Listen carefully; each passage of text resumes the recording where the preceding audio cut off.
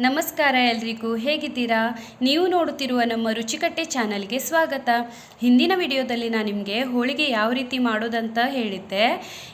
ಇವತ್ತು ನಾನು ನಿಮಗೆ ಹೋಳಿಗೆ ಸಾರು ಯಾವ ರೀತಿ ಮಾಡೋದಂತ ತೋರಿಸ್ಕೊಡ್ತೀನಿ. ಈ ಹೋಳಿಗೆ ಸಾರಲ್ಲಿ ತುಂಬ ವೆರೈಟೀಸ್ಗಳಿದೆ. ಅದರಲ್ಲಿ ಇದು ಒಂದು. ಇದನ್ನು ನೀವು ತುಂಬಾ ಇಷ್ಟಪಡ್ತೀರಾ. ಇದು ತುಂಬ ಟೇಸ್ಟಿಯಾಗಿರುತ್ತೆ. ಹಾಗಾದರೆ ಬನ್ನಿ ಯಾವ ರೀತಿ ಮಾಡೋದಂತ ನೋಡೋಣ.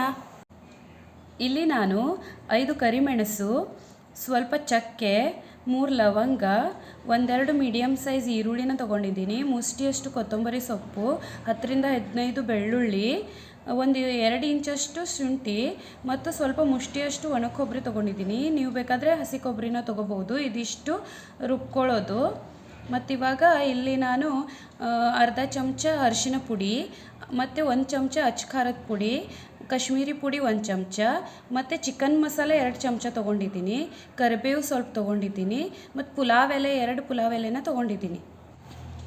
ಬನ್ನಿ ಮೊದಲಿಗೆ ರುಬ್ಬೋ ಮಸಾಲಾನ ಫ್ರೈ ಮಾಡ್ಕೊಳ್ಳೋಣ. ನಾನೊಂದು ಪ್ಯಾನ್ ತೊಗೊಂಡಿದ್ದೀನಿ.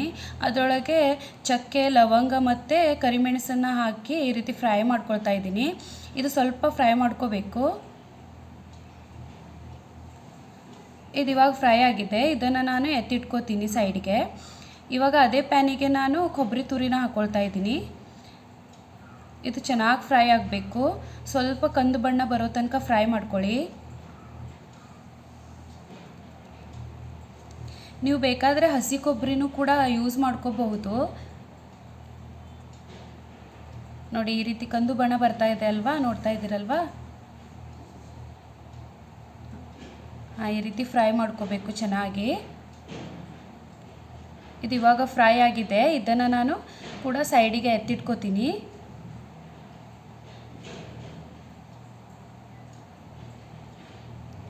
ಇವಾಗ ನಾನು ಅದೇ ಪ್ಯಾನಿಗೆ ಸ್ವಲ್ಪ ಎಣ್ಣೆನ ಹಾಕ್ಕೊಳ್ತೀನಿ ಮತ್ತು ಈರುಳ್ಳಿ ತೊಗೊಂಡಿದ್ದೀನಲ್ವ ಅದನ್ನು ಹಾಕ್ಕೊಳ್ತಾ ಇದ್ದೀನಿ. ನಾನಿಲ್ಲಿ ಮೀಡಿಯಮ್ ಸೈಜ್ 2 ಈರುಳ್ಳಿನ ತೊಗೊಂಡಿದ್ದೀನಿ. ಇದು ಈರುಳ್ಳಿನೂ ಚೆನ್ನಾಗಿ ಫ್ರೈ ಮಾಡ್ಕೋಬೇಕು. ಇದು ಕಂದು ಬಣ್ಣ ಬರೋ ತನಕ ಚೆನ್ನಾಗಿ ಫ್ರೈ ಮಾಡ್ಕೊಳ್ಬೇಕು.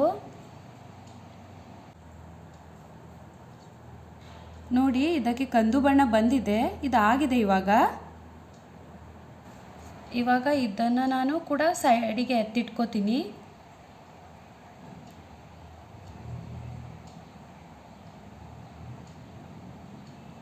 ಇವಾಗ ನಾನು ಶುಂಠಿನ ಮತ್ತು ಬೆಳ್ಳುಳ್ಳಿನ ಹಾಕ್ಕೊಳ್ತೀನಿ ಮತ್ತು ಫ್ರೈ ಮಾಡ್ತೀನಿ. ಏನು ಗೊತ್ತಾ, ನಾನು ಈರುಳ್ಳಿ ಜೊತೆನೇ ಇದು ಶುಂಠಿ ಬೆಳ್ಳುಳ್ಳಿನ ಫ್ರೈ ಮಾಡ್ಕೋತೀನಿ. ಇವಾಗ ನಾನು ಅದು ಮರೆತು ಹೋದೆ ಹಾಕಲಿಕ್ಕೆ. ಅದಕ್ಕೆ ಇವಾಗ ಸಪ್ರೇಟಾಗಿ ಹಾಕ್ಕೊಂಡು ಫ್ರೈ ಮಾಡ್ತಾಯಿದ್ದೀನಿ. ನೀವು ಬೇಕಾದರೆ ಅದ್ರ ಜೊತೆನೇ ಫ್ರೈ ಮಾಡ್ಕೋಬೋದು.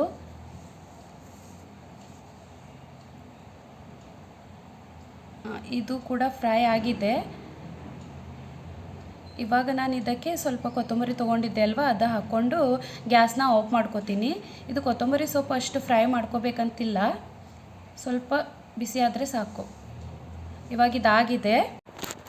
ಇದನ್ನು ಇವಾಗ ತಣ್ಣಗಾಗಲಿಕ್ಕೆ ಬಿಡೋಣ. ಇದು ಇವಾಗ ತಣ್ಣಗಾಗಿದೆ. ಇದನ್ನು ನಾನು ಮಿಕ್ಸಿ ಜಾರ್ಗೆ ಹಾಕ್ಕೊಳ್ತಾ ಇದ್ದೀನಿ.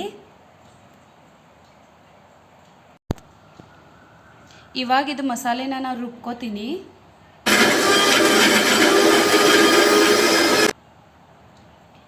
ಇವಾಗ ಇದಾಗಿದೆ. ಇದನ್ನು ನಾನು ಸೈಡಿಗೆ ಎತ್ತಿಟ್ಕೋತೀನಿ. ನಾನೊಂದು ಪಾತ್ರೆನ ತೊಗೊಂಡಿದ್ದೀನಿ ಮತ್ತು ಅದರೊಳಗೆ ಸ್ವಲ್ಪ ಎಣ್ಣೆನ ಹಾಕ್ಕೊಳ್ತಾ ಇದ್ದೀನಿ. ಇದು ಎಣ್ಣೆ ಬಿಸಿ ಆಗಲಿಕ್ಕೆ ಸ್ವಲ್ಪ ಬಿಡೋಣ. ಇದು ಎಣ್ಣೆ ಬಿಸಿಯಾಗಿದೆ. ಇವಾಗ ನಾನು ಪುಲಾವ್ ಎಲೆ ಜೊತೆಗೆ ಕರಿಬೇವನ್ನು ಕೂಡ ಹಾಕ್ಕೊಂಡು ಸ್ವಲ್ಪ ಫ್ರೈ ಮಾಡ್ಕೋತೀನಿ. ಇವಾಗ ಇದಕ್ಕೆ ನಾನು ಅರ್ಧ ಚಮಚ ಅರಿಶಿನ ಪುಡಿ, 1 ಚಮಚ ಖಾರದ ಪುಡಿ ಮತ್ತು 1 ಚಮಚ ಕಾಶ್ಮೀರಿ ಖಾರದ ಪುಡಿ, ನಾನಿಲ್ಲಿ ಚಿಕನ್ ಮಸಾಲೆ 2 ಚಮಚನ ತೊಗೊಂಡಿದ್ದೀನಿ. ಅದನ್ನು ಕೂಡ ಹಾಕ್ಕೊಳ್ತಾ ಇದ್ದೀನಿ. ನೀವು ಬೇಕಾದರೆ ಮಟನ್ ಮಸಾಲ ಇಲ್ಲ ಗರಂ ಮಸಾಲನ ಕೂಡ ಹಾಕ್ಕೋಬೋದು. ಇದನ್ನು ಸ್ವಲ್ಪ ಎಣ್ಣೆ ಒಳಗೆ ಫ್ರೈ ಮಾಡಿಕೊಂಡು ಇದಕ್ಕೆ ನಾನು ರುಬ್ಬಿರೋ ಮಸಾಲನ ಹಾಕ್ಕೊಳ್ತಾ ಇದ್ದೀನಿ. ಇದು ಚೆನ್ನಾಗಿ ಮಿಕ್ಸ್ ಆಗಬೇಕು. ಇದು ಚೆನ್ನಾಗಿ ಮಿಕ್ಸ್ ಮಾಡ್ಕೊಂಬಿಡಿ ಈ ರೀತಿ.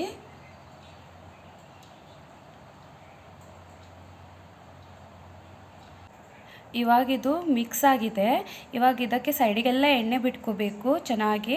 ಅಲ್ಲಿ ತನಕ ನಾನು ಮುಚ್ಚಿಡ್ತೀನಿ. ಇವಾಗ ನೋಡ್ತಾ ಇದ್ದೀರಲ್ವ ಎಷ್ಟು ಚೆನ್ನಾಗಿ ಎಣ್ಣೆ ಬಿಟ್ಕೊಂಡಿದೆ. ಈ ರೀತಿ ಎಣ್ಣೆ ಬಿಟ್ಕೋಬೇಕು. ಇವಾಗ ಇದನ್ನು ಮಿಕ್ಸ್ ಮಾಡ್ಕೋತೀನಿ. ಸ್ವಲ್ಪ ಮಿಕ್ಸ್ ಮಾಡ್ಕೊಳ್ಳಿ ಈ ರೀತಿ. ನಾನು ಲಾಸ್ಟ್ ವಿಡಿಯೋದಲ್ಲಿ ಹೋಳಿಗೆ ರೆಸಿಪಿನ ನಿಮ್ಮ ಜೊತೆ ಶೇರ್ ಮಾಡ್ಕೊಂಡಿದ್ದೆ. ಆವಾಗ ನಾನು ಕಡಲೆಬೇಳೆನ ಬೇಯಿಸಿ ಅದರ ನೀರನ್ನು ಸಪ್ರೇಟಾಗಿ ತೆಗೆದಿಟ್ಕೊಂಡಿದ್ದೆ. ಅದನ್ನು ನಾನು ಇವಾಗ ಹಾಕ್ಕೊಳ್ತಾ ಇದ್ದೀನಿ. ಸಾರು ಮಾಡಬೇಕಂತಲೇ ನಾನು ತೆಗೆದಿಟ್ಕೊಂಡಿದ್ದೆ. ಸೊ ಇವಾಗ ಅದನ್ನು ಹಾಕ್ಕೊಂಡು ಮಿಕ್ಸ್ ಮಾಡ್ಕೊತಾ ಇದ್ದೀನಿ.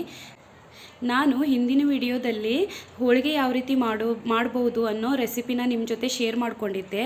ಯಾರೆಲ್ಲ ಆ ರೆಸಿಪಿನ ನೋಡಿಲ್ವೋ ಅವರಿಗೆ ನಾನು ನನ್ನ ಈ ರೆಸಿಪಿ ಲಿಂಕ್ನ ನನ್ನ ಡಿಸ್ಕ್ರಿಪ್ಷನ್ ಬಾಕ್ಸಲ್ಲಿ ಹಾಕಿದ್ದೀನಿ. ನೀವು ಅಲ್ಲಿ ಹೋಗಿ ನೋಡ್ಬೋದು. ಇವಾಗ ಇದಾಗಿದೆ. ಇದನ್ನು ನಾನು ಕುದಿ ಬರೋ ತನಕ ಸ್ವಲ್ಪ ಮುಚ್ಚಿಡ್ತೀನಿ. ಇವಾಗ ಇದಕ್ಕೆ ಕುದಿ ಬರ್ತಾ ಇದೆ ಅಲ್ವಾ, ನೋಡ್ತಾ ಇದ್ದೀರಲ್ವಾ. ಇವಾಗ ನಾನು ಇದಕ್ಕೆ ಸ್ವಲ್ಪ ಹೋಳಿಗೆ ಹೂರಣನ ಹಾಕ್ಕೊಳ್ತಾ ಇದ್ದೀನಿ. ನಿಮ್ಮ ಹತ್ರ ಹೂರಣ ಇಲ್ಲ ಅಂತಂದರೆ ನೀವು ಸ್ವಲ್ಪ ಬೆಲ್ಲನ ಹಾಕ್ಕೋಬೋದು.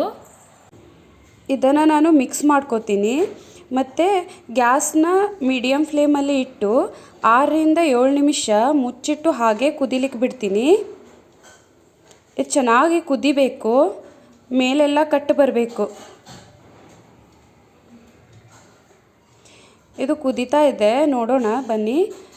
ನೋಡಿ ಇದು ಕಟ್ಟು ಬಂದಿದೆ ಅಲ್ವಾ, ಸೈಡಿಗೆಲ್ಲ ಯಾವ ರೀತಿ ಕಟ್ಟು ಬಂದಿದೆ ನೋಡ್ತಾ ಇದ್ದೀರಲ್ವ, ಈ ರೀತಿ ಬರಬೇಕು. ಇದಕ್ಕೆ ನಾನು ಸ್ವಲ್ಪ ಕೊತ್ತಂಬರಿ ಸೊಪ್ಪನ್ನು ಹಾಕ್ಕೊಳ್ತಾ ಇದ್ದೀನಿ.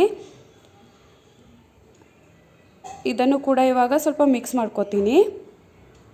ನಿಮಗೆ ನಮ್ಮ ಈ ರೆಸಿಪಿ ಇಷ್ಟ ಆದರೆ ನೀವು ಇದನ್ನು ಮನೆಯಲ್ಲೇ ಮಾಡಿ ನಿಮ್ಮ ಅನಿಸಿಕೆಯನ್ನು ನಮಗೆ ಕಮೆಂಟ್ ಮೂಲಕ ತಿಳಿಸಿ. ಇವಾಗಿದು ಮಿಕ್ಸ್ ಆಗಿದೆ, ನೋಡ್ತಾ ಇದ್ದೀರಲ್ವ ಎಷ್ಟು ಚೆನ್ನಾಗಿ ಬಂದಿದೆ. ಇವಾಗ ಗ್ಯಾಸ್ನ ಆಫ್ ಮಾಡಿಕೊಂಡು ಹಾಗೆ ಮುಚ್ಚಿ ಇಟ್ಬಿಡ್ತೀನಿ. ಇವಾಗಿದು ಆಗಿದೆ. ಇದು ನಿಮಗೆ ಇಷ್ಟ ಆದರೆ ನಮ್ಮ ಚಾನಲ್ನ ಲೈಕ್, ಶೇರ್, ಸಬ್ಸ್ಕ್ರೈಬ್ ಮಾಡಿ. ಬೆಲ್ ಐಕಾನ್ ಒತ್ತಲು ಮರೆಯಬೇಡಿ. Thanks for watching. Take care. Bye.